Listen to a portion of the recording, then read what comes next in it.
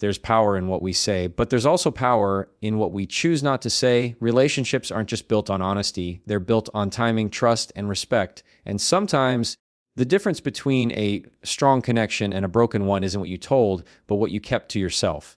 Sometimes when you care about someone or want them to see the real you, there's this urge to open every door at once, to take them into every corner of your mind and point out every crack in the wall, the little things you don't like about yourself, the way you overthink certain situations, the way you feel you're not good enough compared to others. But here's the thing, not every insecurity needs to be laid out in the early stages of knowing someone. People don't just listen to what you say, they create a mental picture of who you are based on it.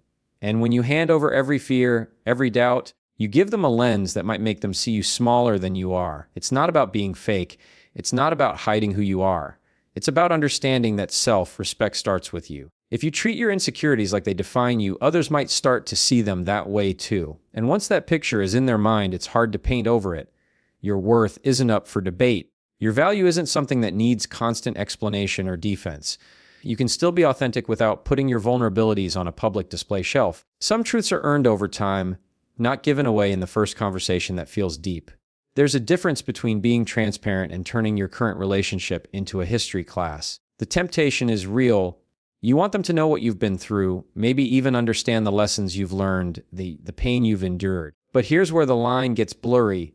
The moment you start sharing too much about past relationships, you're no longer telling your story. You're inviting comparison. When you go into detail about how someone else treated you, what they said, where they failed, or even where they excelled, it plants seeds you might not want to grow. Maybe they start to wonder if they'll be measured against your ex. Maybe they start imagining your past more than focusing on your present.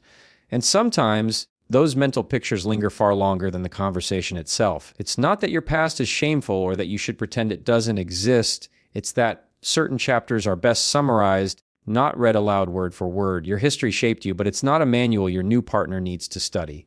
The more you dwell on the details, the more you risk dragging old emotions into a space that's meant for new ones. You can share lessons without reliving the scenes. You can be honest without reopening every old door. Because the truth is, when you let the past take too much space in the present, it quietly starts building walls where there should be trust. Family is complicated. Every family has its own language, its own history, its own unspoken rules. And with that comes disagreements, misunderstandings, and stories you'd rather keep in the vault. The challenge is, when you start talking to someone new, there's often this pull to share everything about your life, to let them know you inside and out. But family matters are not casual conversation material. They're deeply personal, and they carry more weight than you might realize. When you reveal private conflicts too soon, how your parents handled certain things, who you're not speaking to, the tensions at family gatherings, you're handing someone a lens to see not just you, but the people closest to you. And once an opinion is formed, it's almost impossible to erase. What starts as you venting can turn into them quietly judging the people who raised you, supported you, or stood by you, even if those relationships eventually heal.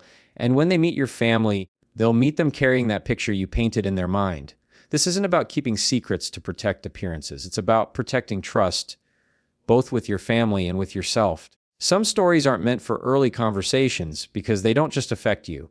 They affect people who didn't choose to share their side. Time, trust, and commitment create the space for those conversations to happen naturally. Until then, not every personal storm needs an audience. Money is personal, not just in the numbers, but in the emotions tied to it. It's one of those topics that can shift how someone sees you without them even realizing it. When you open up too soon about debts, missed payments, or how you've been struggling to make ends meet, you're not just sharing information, you're shaping the way they perceive your stability, your decision-making, and even your future together. It's not about pretending you have it all figured out. It's not about hiding reality. It's about recognizing that financial vulnerability is not the same as emotional vulnerability. Money carries weight in respect, in influence, in trust, and when someone doesn't know you well enough yet, they might focus more on the numbers than the person behind them. Some people hear, "I'm struggling financially," and instantly attach labels: irresponsible, risky, unstable. Even if none of those things are true, they don't see the grind you're putting in, the sacrifices you've made, or the plan you're working on. They just hear the struggle and stop listening to the rest. Conversations about money require trust, maturity, and the right timing. Too early, and it can feel like a burden you've dropped in their lap. Shared too openly, and it can invite opinions or judgments you didn't ask for. There's strength in being selective with what you disclose, not because you're hiding, but because you're protecting the story until you know it's in safe hands. There's a difference between offering constructive feedback and simply unloading every flaw you think you see. In the early stages, when trust is still growing and connection is still forming, negative opinions, especially unfiltered ones, can hit harder than you think. Maybe you notice a habit you don't like. Maybe something he said rubbed you the wrong way. And the instinct might be to speak up immediately, thinking honesty is always the best policy. But timing matters just as much as truth. If your words feel more like criticism than care, they can chip away at the respect that's just starting to form. Early on, people are more sensitive to how they're perceived. They're listening not just to your words, but to the tone, the look in your eyes, the unspoken message behind them. And when negative opinions come before there's a solid foundation of trust, they can sound less like guidance and more like rejection. It's not about staying silent when something bothers you. It's about choosing when and how to speak so your words are heard the way you intend them. Because once someone feels judged, they often stop listening, and when that happens, it's hard to get back to a place of openness. Every relationship has moments for hard conversations, but they carry the most impact when the other person already knows, without question, that your intention is to build, not break. We all carry stories that shaped us, moments that left marks, taught lessons, or changed the way we see the world. Some of those stories are heavy. They involve pain, loss, betrayal, or fear, and when you meet someone you feel comfortable with, it can be tempting to lay it all out on the table early, thinking that kind of vulnerability will deepen the connection. But here's the truth most people don't talk about. Sharing deep personal trauma too soon doesn't always bring people closer. Sometimes it overwhelms them. Sometimes they don't have the emotional tools to respond in the way you need. And sometimes they start to define you by that pain instead of seeing the full person you are. Trauma is layered. It's not just the facts of what happened. It's the emotions that still come with it, the unspoken scars, the way certain details can still pull you back into the moment. When you hand that to someone before trust is strong, you risk them misunderstanding it, mishandling it, or even using it against you down the road. This isn't about hiding who you are. It's about protecting your story until it's in the hands of someone who's proven they'll hold it with care. Someone who's earned the right to know the deeper chapters. Not just the highlight reel, but also the hardest pages. Because those stories are not just things that happened, they are parts of you.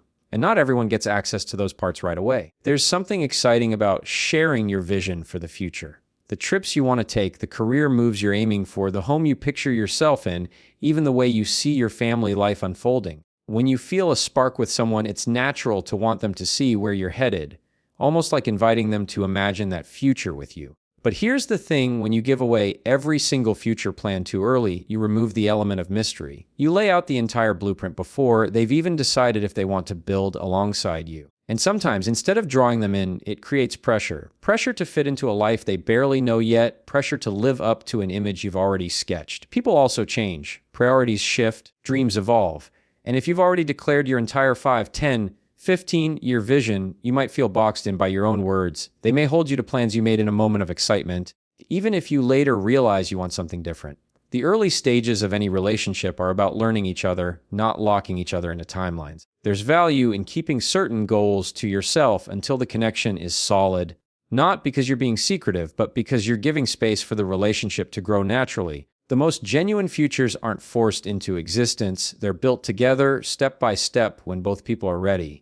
When you're getting to know someone, you're not just meeting them, you're also eventually meeting the people who shape them. Friends they've had for years, family members they rely on, people who've been there through different chapters of their life. And it's natural that you might not click with all of them. Personalities clash, values don't always align, and sometimes you just know you wouldn't choose certain people for your own circle. But here's where it gets tricky. Voicing that dislike too soon can plant a seed you can't unplant. If you tell a man early on that you don't like his best friend, his brother, or someone else important to him, he's not just hearing your opinion, he's hearing a potential threat to two relationships that matter to him. And even if he disagrees with you in private, there's a good chance he'll feel defensive in the moment. Over time, if trust and respect are strong, conversations about the influence of certain people in his life can happen.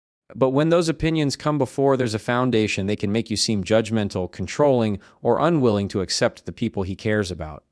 It's not about pretending you like someone you don't. It's about timing, knowing that the early stage is about learning, not drawing battle lines. First impressions are powerful, and if you're seen as the person who comes between him and his circle before you've truly established your place in his life, it can be a shadow you never fully escape. Some truths are better saved for when the bond is strong enough to hold them. At the end of the day, what you choose not to say can be just as powerful as the words you do speak. It's not about playing games. being secretive or pretending to be someone you're not. It's about pacing, letting trust build before you hand someone the most vulnerable parts of you. Boundaries aren't walls, they're doors you open when you know the person on the other side will respect what's inside. And when you protect certain parts of your story until they're ready to be understood, you're not just guarding your privacy, you're strengthening the relationship's foundation. Because the right person will never rush you to reveal everything. They'll give you the space to share when you're ready, and they'll value you more for the way you honor yourself in the process.